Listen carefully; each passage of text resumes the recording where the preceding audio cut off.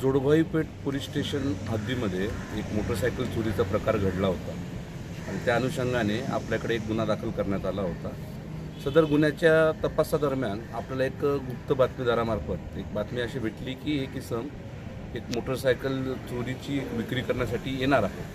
त्याप्रमाणे सापळा रचून आपण त्या इसमास ताब्यात घेतले। ताब्यात घेतला असता तो विधी संघर्षग्रस्त बालक असल्याचे आपल्या निदर्शनास आले। तेव्हा त्याच्या नातेवाईकांसमक्ष त्याची चौकशी केली। चौकशी दरम्यान त्याने हा सदरचा मोटरसायकल चोरी केल्याची कबुली केली। यामध्ये अजून आपण सखोल चौकशी केली असता त्याने इतरसुद्धा गाड्या चोरल्या असल्याचे आपले निष्पन्न झाले। तर त्या अनुषंगाने अजून तपास करून अजून 6 गाड्या, ही एक चोरीली एक गाडी आणि अजून उर्वरित 6 गाड्या, अशा एकूण 7 गाड्या आमच्या डीबी पथकाला आणि आमचे अधिकारी यांच्या त्याचा शोध लागला। त्याच्यामधले 7 गाड्यांपैकी 5 गाड्यांबाबत जोडभाई पेठ पोलीस स्टेशन येथे गुन्हे नोंद करण्यात आले होते।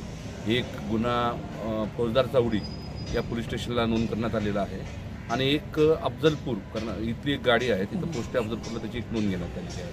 तर अशा प्रकारे सदर विधी संघर्षग्रस्त बालकाच्या कडून एकूण 7 मोटरसायकली हस्तगत करण्यात। एकूण कितीचा मुद्देमाल आहे सगळं?